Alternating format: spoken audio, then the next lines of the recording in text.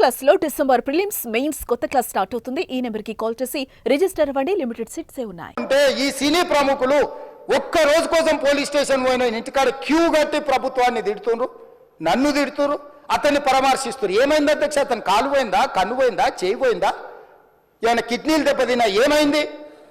అతన్ని ఇంతమంది సినీ ప్రముఖులు పరామర్శించారు, కలిసిండ్రు, అభినందించారు.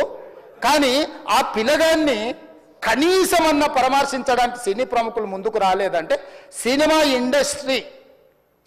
ఇండస్ట్రీలో ఉన్న ప్రముఖులు ఏం ఆలోచన చేస్తుండ్రో, ఏం కోరుకుంటుండ్రో నాకైతే తెలియదు.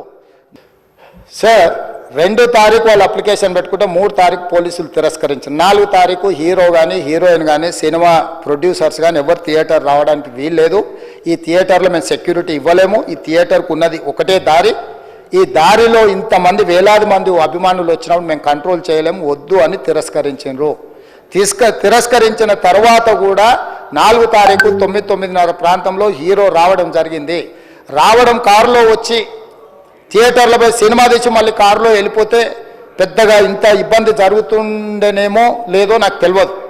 కానీ ఎక్స్రోడ్ చౌరస్తా కంటే ముందు నుంచే కారులో రూఫ్ టాప్ ఓపెన్ చేసి రోడ్ షో చేసుకుంటే థియేటర్లో పోవడంతో ఆ చుట్టుముట్టుతున్న 7-8 థియేటర్లలో ఉన్న సినిమా అభిమానులు మొత్తం ఇక్కడికే రావడంతో వేలాది మంది జమ అయినారు. ఆ గేట్ ఒక్కసారి హీరో కారు లోపలికి పంపించడానికి ఆ ఉన్న గేటు తెరవడంతో వేలాది మంది ఒక్కటేసారి ఉప్పెనలాకి వచ్చారు. ఆ ఉప్పెనలో చనిపోయిన రేవతి, ఆమె కొడుకు, భార్య, భర్త, కూతురు వాళ్ళు అలాగైపోయి కొడుకు, తల్లి ఒక పక్కన పోయి ఆ జనాల నుంచి తప్పించుకొని టికెట్ చేసుకొని ఆ తొక్కిసలాటలు హీరోను థియేటర్ లోపలికి తీసుకుపోవాలనుకున్న టైంకి అతను బండి మీద రోడ్ షో చేసి దిగేటప్పటికి వేలాది మంది హీరోను కలవడానికి చొచ్చుకొచ్చారు ముందుకు. అసలు అంటే ఈ రకమైన వాతావరణంలో అతన్ని లోపలికి తీసుకువెళ్ళాల్సిన సందర్భంలో అతను ప్రైవేట్ సెక్యూరిటీ ఇవాళ రేపు మనం ఫంక్షన్లలో బౌన్సర్లు అని మనం చూస్తూ ఉన్నాం. 50-60 మంది సరిగ్గా లెక్క తెలియదు, 50-60 అని అంటున్నారు, నెంబర్ 4 ఎక్కువ తక్కువ. ఆ బౌన్సర్లు అందరు మీదికి వచ్చే అందరు అభిమానులను విపరీతంగా అడ్డంగా ఎట్లా పడితే అట్లా తోయడంతో అటు నుంచి అభిమానులు హీరోని చూడాలి, కలవాలని ఒకవైపు నుంచి వాళ్ళని హీరో దగ్గరికే రానియొద్దని ఆయన ప్రైవేట్ సెక్యూరిటీ వెనక్కి నెట్టడం వల్ల ఈ తొక్కిసలాటలో హీరో థియేటర్కి వెళ్ళి లోపలికి వెళ్ళి చూసినాక పోలీసులు ఈ మొత్తం క్రౌడ్ని, ఈ మొత్తం అక్కడ ఉన్న జమైన జనాలను అందరిని కూడా తీస్తే ఒక తల్లి కొడుకు అక్కడ శవాలుగా పడి ఉన్నారు.